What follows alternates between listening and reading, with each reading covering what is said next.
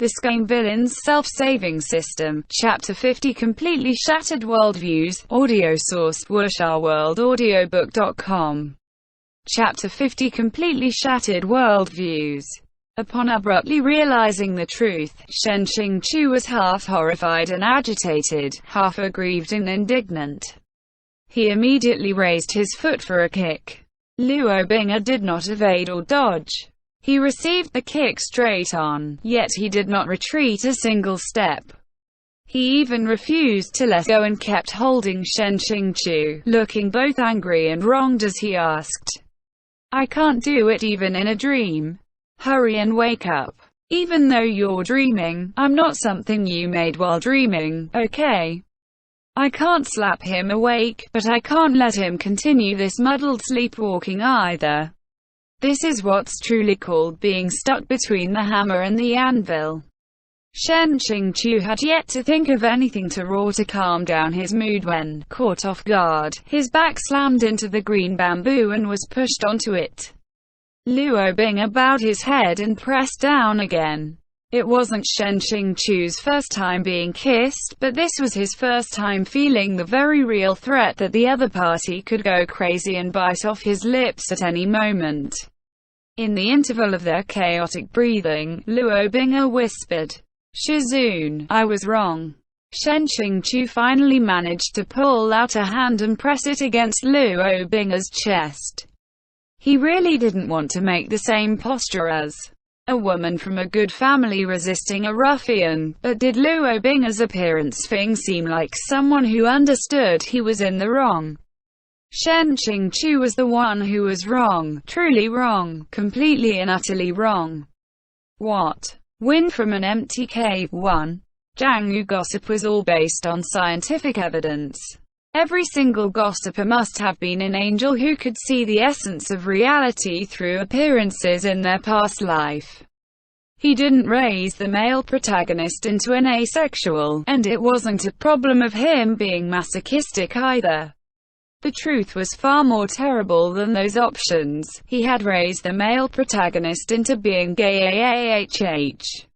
No wonder he hadn't received a single wife and his harem was in such an awful state. Women were already incapable of attracting his interest and couldn't be linked to his coolness level. What the F? Xiāng Tóngxiù refused to submit, sparing no effort to struggle and stubbornly resist.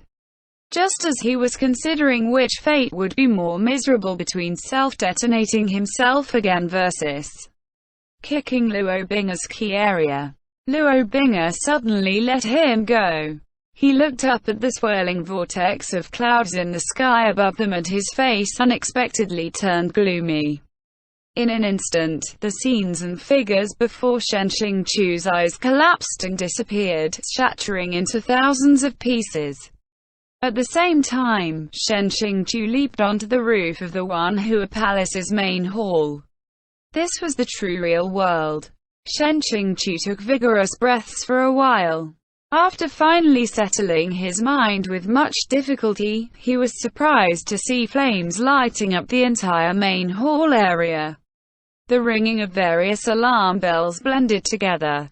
He poked his head out, his clothes continuously furling in the night wind. From top to bottom, countless lanterns converged toward this side. Wanhua Palace's various departments of disciples were currently flooding here from all directions. To your stations. All departments listen to orders. To your stations. Someone cursed. Broken again. How many invasions has this been? Has there been one successful prevention? Xiāng Tóngxiù was overjoyed. An invasion was the best situation for him to take advantage of the chaos to escape. Who cares about that heavenly demon blood stuff? How could it compare to the importance of integrity? I'm leaving first. We can talk later. Goodbye. He had not yet flown 2 steps when he heard someone shouting. He went towards Wanhua Pavilion lay formations to stop Luqing'er. Xiāng Tóngxiù's feet slipped, and he immediately turned around to come back. Damn it.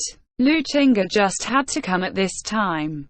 There was no way Shen Qingchu could throw him to the completely broken down Luo Bing'er, who was in the middle of throwing a fit, right? The Wanhua Pavilion was the place where previous dynasties of palace masters cultivated and resided, and wasn't far from his current location. Shen Qingchu jumped off the roof in a couple steps and mixed into the large army rushing over. Before they even entered the Wanhua Pavilion, forceful waves of chilly air greeted them face-on. From within came a shout of rage full of killing intent. "Get lost!" When the crowd heard the alarm bells, some unaware disciples had broken in the door. Dozens of people in the front row of the crowd were all sent flying out by a wave of extremely powerful energy. Shen Qingchu, who was in the next group of people, managed to perfectly dodge this attack and pick a good position. Fishing in troubled waters, too, he fished his way inside. Just as he entered the door, goosebumps rose on his skin from the freezing chill. The entire Wanhua Pavilion seemed to have become an enormous ice cave. Just taking one step inside was like stepping into a frozen world of ice and snow. Cold air flowed into Shen Qingchu's sleeves and robes, and the cold sweat on his forehead and the back of his hand rapidly froze into a layer of thin ice. You can imagine the sheer extent of the cold in the room. Not only was the temperature extremely low, but the walls on all sides were also tightly sealed and the doors and windows were all airtight. The entire chamber was both cold and dark. If it weren't for the intruder, Lu Qingge, director of the Kangqiong Mountain Demolition Office, forcibly smashing open a large gap, the entire place would resemble a coffin of ice. On the seating table 3 at the center of the pavilion, a curtain was half drawn back. A few black and white outer robes were messily piled up on the side of the table. Luo Bing'er himself was only wearing his inner clothes, looking like he had just gotten up from his bed. His black hair was scattered and loose, his clothes disorganized, his neckline crooked and open. His face was pale white, but his lips carried a touch of bloody red. Cold light flashed in his eyes, the ghastly energy exerting immense pressure. The cutting edge of his sword was exposed and his posture was one of preparation for battle. 7 steps away, precisely facing him, the bones of Lu Qingge's sword hand protruded explosively from his grip. His whole face was green and blue. Lu Qingge stared at the calm and composed Luo Bing'er sitting on the table. He enunciated every syllable. "You bastard." On the Cheng Luan sword, spiritual energy and killing intent rose with scathing violence. Shen Qingchu vigilantly glanced back and forth between the two sides. However, just taking one look in the direction that Lu Qingge's sword was pointing, in his mind he could hear the noise of the very last shred of his desperately resisting worldviews completely shattering. Luo Bing'er's right hand was placed on the Sinmo sword that never left his side, and the snow-white blade had already left its sheath by half. On the other side, his left hand held a person. Instead of saying it was a person, it would be better to say it was a body, completely lifeless, head hanging down, limbs weak, but very soft. It was wearing a thin layer of inner clothes. The collar had slipped below the shoulders, revealing half of the back as white as paper. Lu Qingge said, "What have you done?" He truly would never be able to forget the scene just now. When the Cheng Luan sword had cut open a gap, the room was empty aside from the overlapping shadows among the curtains on the seating table. Lu Qingge knew that Luo Bing'er must be inside, but he could never have imagined that it was not just him inside. Luo Bing'er raised his eyebrows and tugged the soft body in his left hand up further into his arms. "What do you say I have done?" Shen Qingchu was completely speechless. 2 people, to be specific, a living person and a dead person who were not wearing covering clothes as they rolled down from a place similar to a bed, and hugged into a ball. No matter how one looked at it, it didn't seem like anything positive. Lu Qingge did not speak a word, and Cheng Luan stabbed out. Sin Mo's sword was still not completely out of its sheath. Only using the scabbard, Luo Bing'e blocked Cheng Luan's sharp edge. As the fierce sword energy approached, he leaned slightly sideways. He blocked the biting cold sword energy while protecting the body in his hand behind himself, anger showing on his face. Lu Qingge also discovered that activating Cheng Luan in such a narrow room also carried the risk of sharp sword energy damaging that corpse. He immediately called his sword back into its sheath and began to fight Luo Bing'e using spiritual energy. During their rough-and-tumble duel, that body's clothes loosened and slid down to the waist, and Luo Bing'e's palm directly attached to the fair flesh. Lu Qingge's eyes turned completely bloodshot. "Brute, no matter what, he is your Shizun," Luo Bing'e calmly said. "If it were someone else, do you think I would do this?" The encircling Wanhua Palace disciples were utterly dumbstruck and slack-jawed. Luo Bing'e did not pay any attention to them either, entirely focused on dealing with Lu Qingge. In the air around both men's bodies, spiritual energy roiled like boiling water, shooting in all directions. The expressions on their faces grew more horrible with each passing moment. No one dared to step inside the Wanhua Pavilion for fear of adding to the chaos. Shen Qingqiu wasn't afraid of adding to the chaos. He was simply unable to look directly at this sight. Too hardcore. Way too hardcore. His brain was as full of holes 5 as the surface of the moon, but he had never once imagined there would come a day where he became one of the main characters in this hardcore play. The one held in Luo Bing'e's arms was indeed dead, right? Absolutely correct, because that was his corpse, alright? This was no longer something horrible once one carefully thought it over. Even without carefully thinking it over, this was a clearly horrible predicament. Although he couldn't look directly, he still hadn't forgotten why he came back. Shen Qingqiu flashed behind Lu Qingge's back.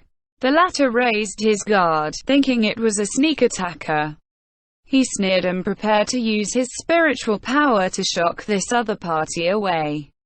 However, a hand was placed on his back and a gentle but firm stream of power began flowing into his spiritual circulation. With Lu Qingge receiving this aid, Luo Bing'e was now the one being slightly suppressed. Lu Qingge still did not dare to act carelessly and slightly tilted his head. Looking behind himself out of the corner of his eyes, he could only see a blurred face that seemed to be using something to cover its appearance. Lu Qingge whispered, "Who's there?" Shen Qingqiu did not answer, while his hand used more force. The two peerlessly strong streams of spiritual power merged into one. Although Luo Bing'e managed to bear it straight on, this wave of aggressive spiritual power would inevitably follow his body and transmit into the corpse in his hands. He was capable of dispelling this energy, but the dead person in his arms could not. If he didn't let go, the body would most likely be badly shocked to the point of explosively bursting. Luo Bing'e was not willing to damage the corpse, so he could only loosen his hand. WuxaWorldAudio.com. The body was immediately bounced away by the boiling spiritual energy and flew out. Even after Luo Bing'e was forced to let go, his line of sight remained firmly stuck on that body, and his face showed unwillingness and helplessness. Seeing his expression, Shen Qingqiu abruptly could not bear it.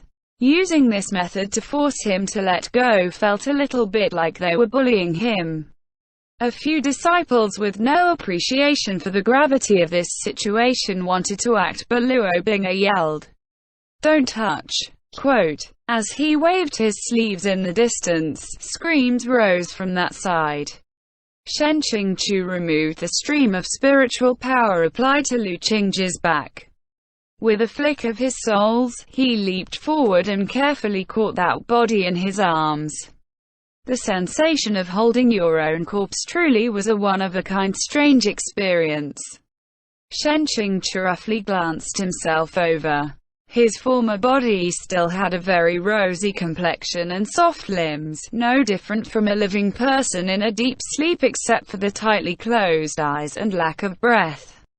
Upon death from self-detonation, one's spiritual power would dissipate. There would not be any remaining cultivation preventing the corpse from rotting. 5 years after death, just freezing it in ice would not be able to preserve the body to this extent. There was no herbal scent on the body, so it should not have been treated with any chemical preservatives. It was unclear what method Luo Bing'e had used. Xiāng Tóngxiù dodged a spiritual burst powerful enough to split mountains and crack stone. He looked up to see Luo Bing'e's gaze completely fixed on him, his expression savage and ferocious.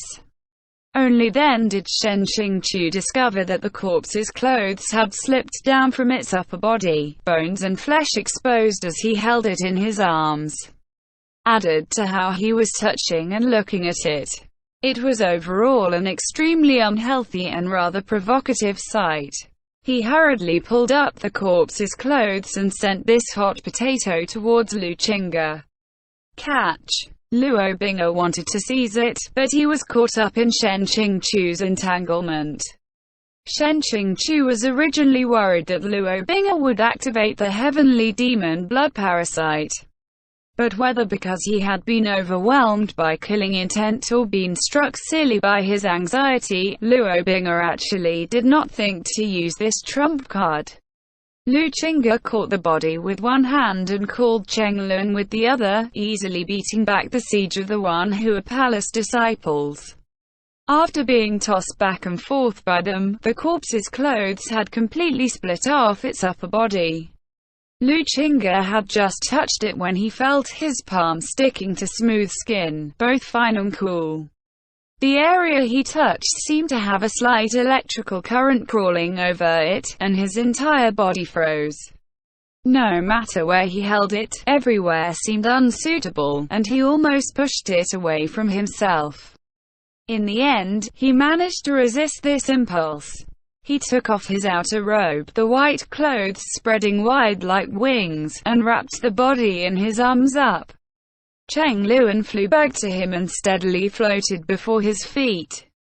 Luo Bing'e's pupils had completely turned bright red. The entire Wanhua pavilion was akin to a sealed box with a bomb placed inside. When the bomb exploded, all the walls collapsed with a roaring crash.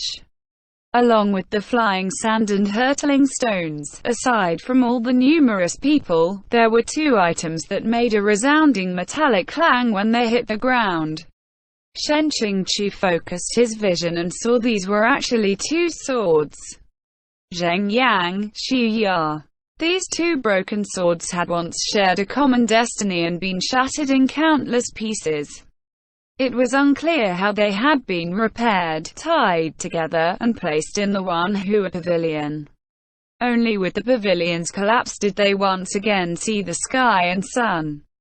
Seeing these 2 swords once again, Xiāng Tóngxiù felt an unclear taste rising in his heart and looked at Luo Bing'e. His clothes had originally been untidy in the first place, and now after this wave of bombardments, his well-defined clavicle and chest were all exposed.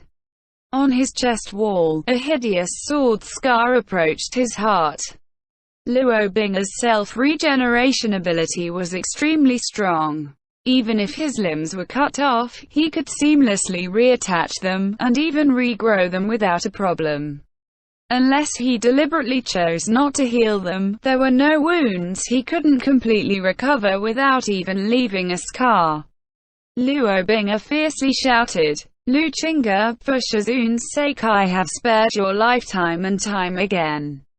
If you insist on seeking death, then don't blame me." His sudden outburst of spiritual power and murderousness quaked Xiāng Tóngxiù to the point where he almost changed positions. He knew Luo Bing'e's temper had flared up, so he hurriedly yelled at Lu Qingge. Still not leaving. It felt like ever since he came to this side, he was frequently making these selfless sacrifices to cover others' retreat. Lu Qingge glanced at him and indeed did not do a sloppy Jova left straight away, carrying that body under his arms as he leaped onto his sword to exit as quick as lightning. Luo Bing'er originally wanted to attack, but he unexpectedly felt his heart quake. The backlash of the Sinmo sword came out of the blue and slowed him down by a hair. Just from this missing hair, he could only look on helplessly as Lu Qingge left with Shen Qingqiu's corpse under his arm. In a daze, Luo Bing'er stood in place as if the sky had fallen, even forgetting to counterattack. For an instant, blankness appeared on his face, like a child who had his most beloved thing in the world taken away from him. Shen Qingqiu had been planning to take advantage of his daze to fish in troubled waters and slip away. But when he saw this situation, for some unknown reason, his heel stuck to the ground and that flash of unbearableness grew more and more intense. But even if he couldn't bear it, there was nothing he could do. If he continued to let Luo Bing'er hold that corpse, it was unclear what horrifying sinful developments would happen. The problem came with this untimely softening of his heart. He had not successfully snuck away when Luo Bing'er suddenly turned his head, those two violent red eyes fixated directly on him. The Sinmo sword trembled in its sheath with joy and maliciousness. Luo Bing'er's eyes very clearly told Shen Qingqiu that he would definitely become mincemeat in just a little bit. Seeing his furious and grieving gaze, Shen Qingqiu took 2 steps back. All of a sudden, as if his reason had been bewitched, he wanted to tell Luo Bing'er the truth. He wanted to tell him, "Don't be this sad, Shizun is not dead." Just as he moved his lips, a black shadow flashed out from the crowd of Wanhua Palace disciples. The figure moved with remarkable swiftness, wrapping up Shen Qingqiu and leaving like a whirlwind.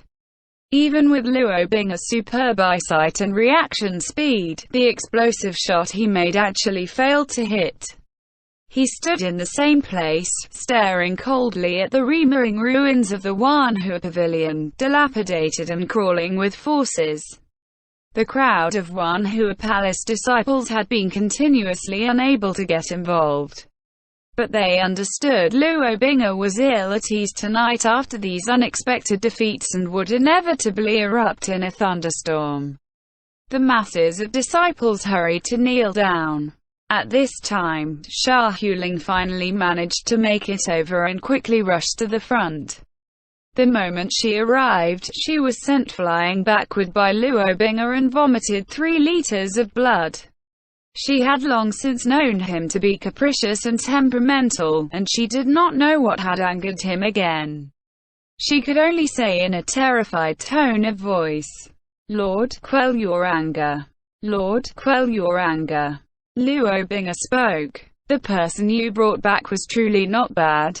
This "not bad" was even more terrifying than if she heard Luo Bing'er order her execution on the spot. Xia Huling's soul almost left her body as she hurried to say, "This subordinate has a matter to report." When the intrusion occurred, this subordinate had detected the invasion and acted to deal with it. But Lu Qingge was not the only intruder. This Baizan Peak Lord had previously scouted inside the palace at night, but he was unable to break the maze formation. This time someone else first destroyed the maze formation, and that is why Lu Qingge was able to successfully break through. Luo Bing'er stared in the direction that Lu Qingge had disappeared on his sword. He slowly clenched his fists, his knuckles cracking. End chapter.